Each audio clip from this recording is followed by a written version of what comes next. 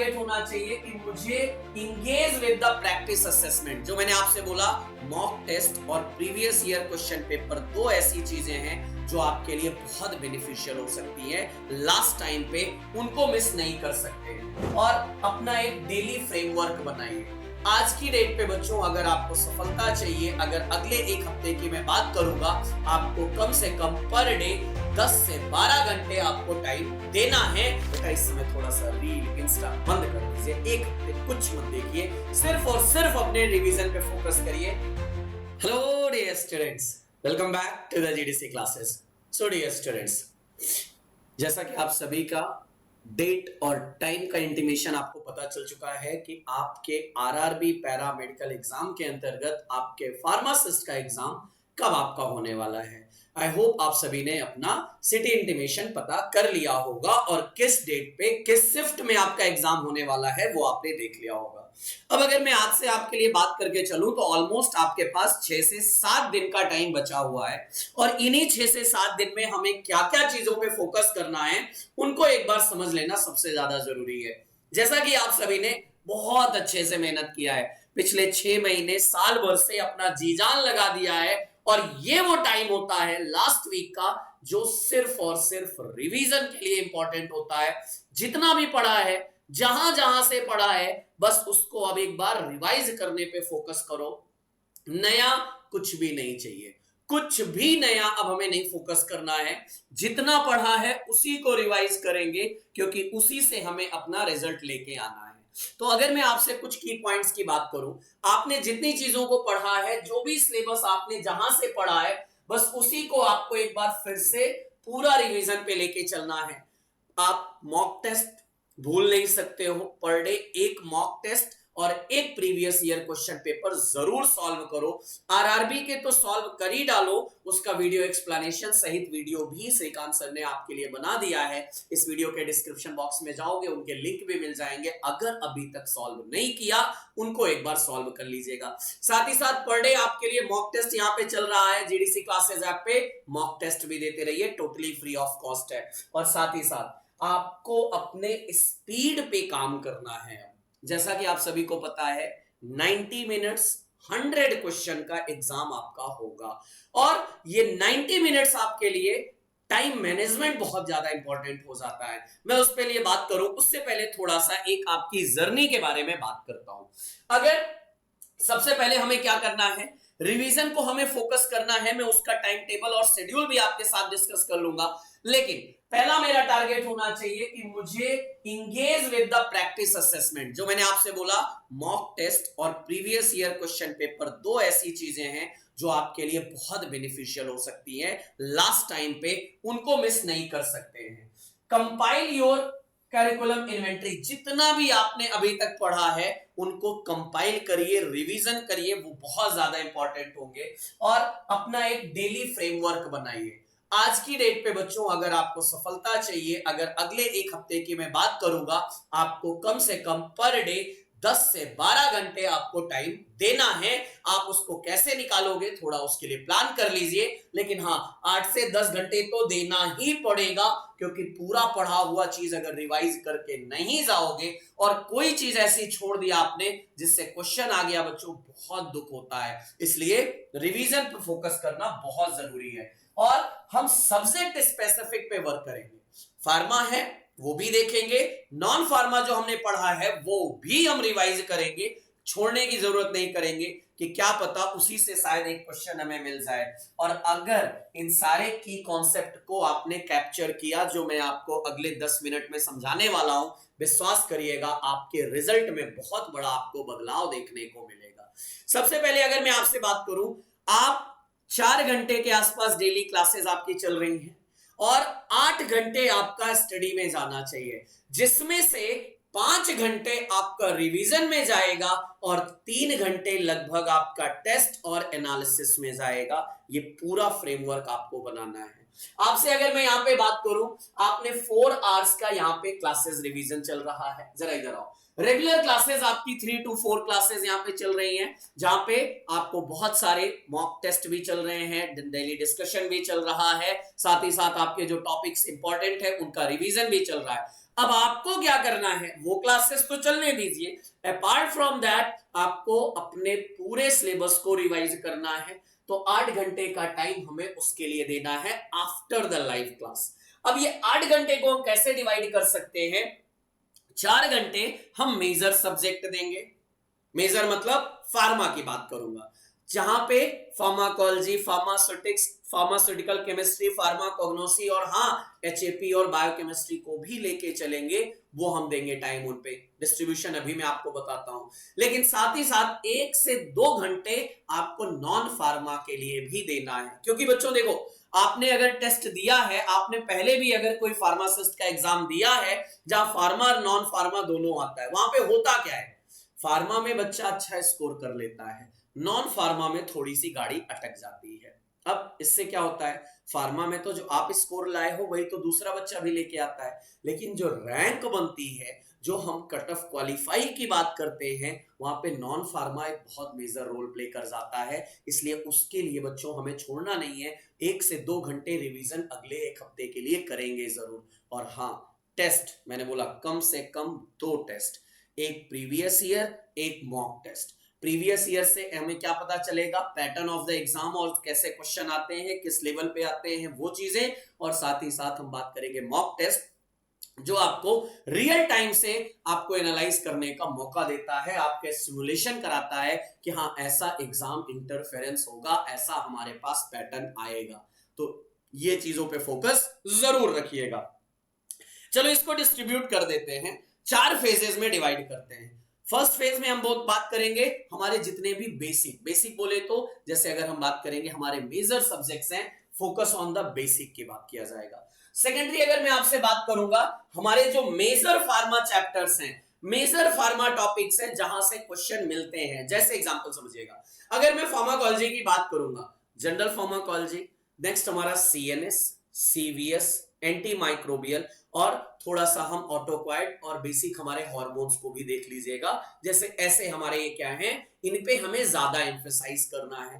Third phase में हमें क्या करना है, इंटेंसिव रिवीजन, जहां पे हम अभी हैं उन पे सिर्फ रिवीजन करिए, जितनी चीजें पढ़ी है अगर, और हाँ नोट्स मत बदलिएगा, जिससे आपने पढ़ा है, जो नोट्स बनाया है उसी को देखिएगा। क्योंकि लास्ट टाइम पे आप सोचो नहीं ये वाला नोट्स ले लूं, इससे ले लूं, फ्रेंड से ले लूं, नहीं बेटा मत करिएगा। और final revision with the mock test को जरूर फोकस, मॉक टेस्ट की पॉइंट होगा आपके लिए, याद रखिएगा। चलो मैं एक डिस्ट्रीब्यूशन बना देता हूं, from Monday to the Saturday हमें अगले पूरे वीक में क्या करना है। मंडे हमारा फार्माकोलॉजी का रिवीजन, खैर मंडे अब हो चुका, और साथ ही साथ नॉन फार्मा का रिवीजन हमें करना है माइनर चैप्टर्स पे। ट्यूसडे की बात करूंगा कंप्लीट फार्मास्यूटिक्स, और फार्मास्यूटिक्स में मेनली फार्माटेक की बात करोगे, जहां pre formulation, doses form, tablet, capsule, emulsion, suspension, syrups, solution, ये सारी चीजें जितने भी डोजेस फॉर्म है, सपोजिटरी की बात करिएगा, पूरा इनको एक बार थॉरली रिवीजन करिएगा। और साथ ही साथ हम मैनेजमेंट, एनडीडीएस और बायोटेक्नोलॉजी 1 से 1.5 घंटे इनको हम टाइम देंगे। वेडनेसडे की बात करेंगे, कंप्लीट फार्मास्यूटिक्स की बात हो रही है, अब फार्मास्यूटिकल केमिस्ट्री की बात हो रही है, जहां पे माइनर चीजें जितनी भी ऑर्गेनिक केमिस्ट्री में मेजर है। साथ ही साथ हम बात करेंगे हमारे basic nuclei in the medicinal chemistry, सार और इंपॉर्टेंट ड्रग्स की सिंथेसिस और उनको रिलेटेड फोकस करेंगे। और एनालिसिस में डिफरेंट रेंज, डिटेक्टर, सोर्सेज, हमारे सारे इंस्ट्रूमेंट की फंक्शनिंग, प्रिंसिपल, उन पे हम एक बार नजर डालेंगे।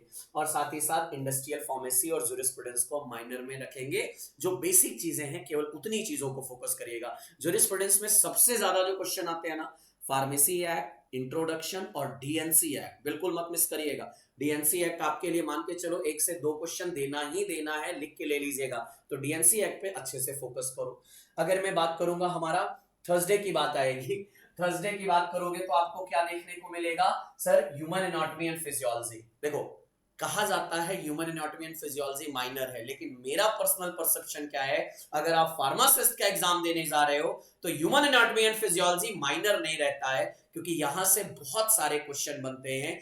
बेसिक चीजें जैसे सीएनएस है, सीएनएस में हमारा जो ब्रेन है उसके डिफरेंट हमारे जो लोब्स हैं वो क्या क्या कोऑर्डिनेट करते हैं, कौन कौन से क्रेनियल नर्व हैं, उनके नाम क्या है, हमारे क्लॉटिंग फैक्टर की बात करिएगा। साथ ही साथ अगर हमारे डिफरेंट बोन्स की बात करिएगा, कहां पे कौन सी चीजें आती हैं, कौन सा ज्वाइंट्स कहां पे है, नजर एक बार जरूर डालिएगा।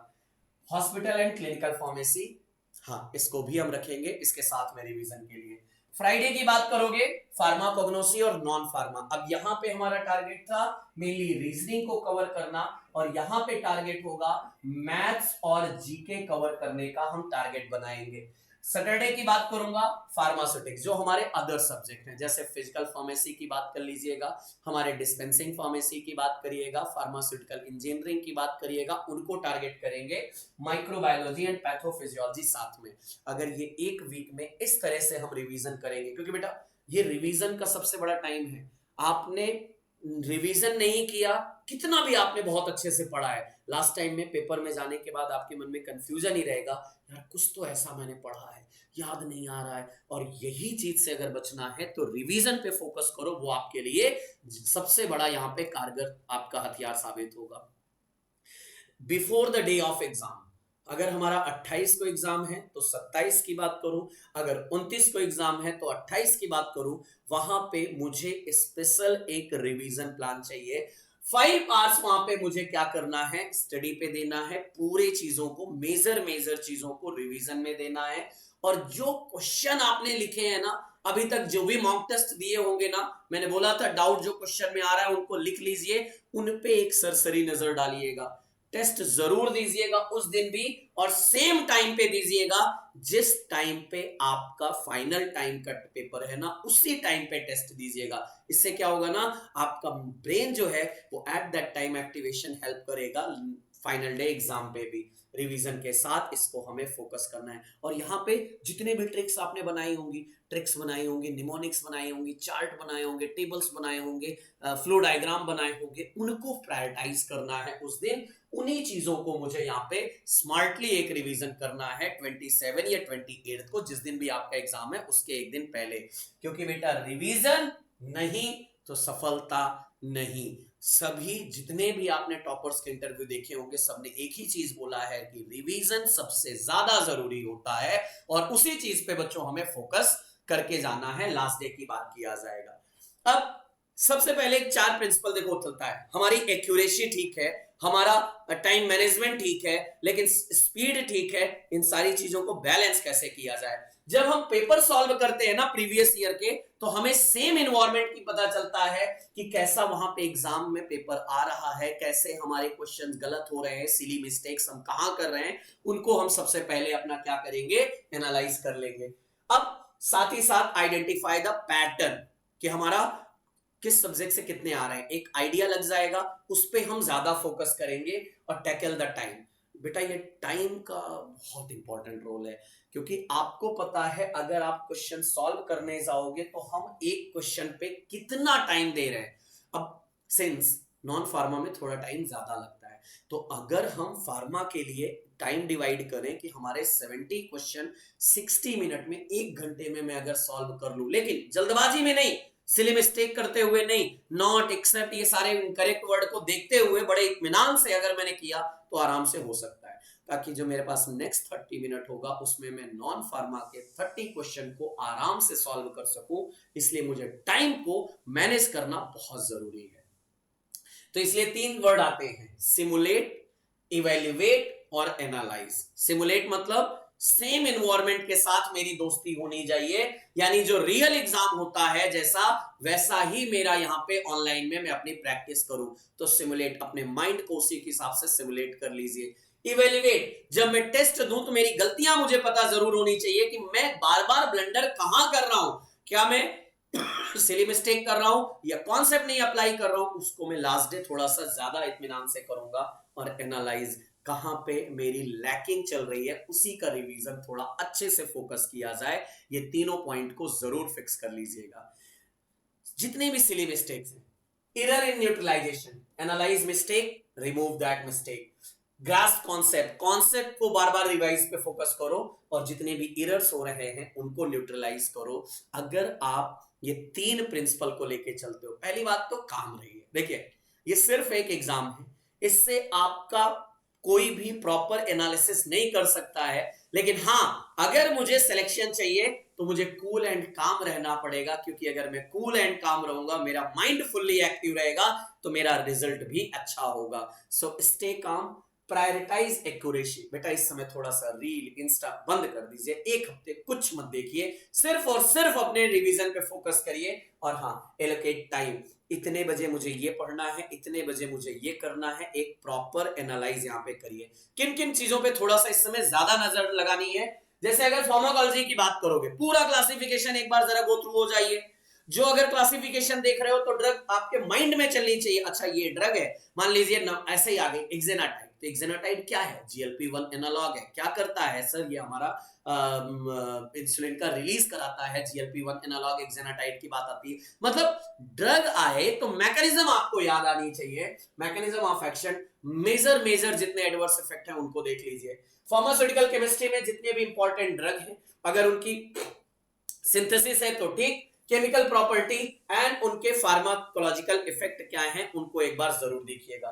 मेडिसिनल केमिस्ट्री की बात किया जाएगा, drug discovery, structure activity relationship and receptor interaction की बात करोगे। सुटिक्स में doses form, formulation process, packaging, stability, different evaluation parameter, इनको जरूर एक बार नजर लगा लीजिए बच्चों। और मुझे उम्मीद है कि अगर आप इतना थोड़ा सा एक टाइम दे के फोकस कर लोगे तो बेटा आपका सिलेक्शन जरूर आपके हाथ में होगा। सो प्लीज मेरे बच्चों, focus on the revision, focus on the test solving ability, focus on the अपनी गलतियों को फोकस करना और उनको न्यूट्रलाइज करना, उनको इलिमिनेट करना, ये आपके लिए सबसे मेजर की पॉइंट्स होने वाले हैं। सो आज के वीडियो में यहीं तक। मुझे उम्मीद है कि अगर इतनी चीजों को फॉलो करोगे आपके टेस्ट में भी मार्क्स इनहैंस होंगे। और हाँ, अब एक बात आती है कि सर हमें कितने क्वेश्चन करने चाहिए। देखिए, मैं अगर सेफ जोन की बात करूं, अराउंड मान के चलिएगा 65 टू 70 मार्क्स की बात कर रहा हूं।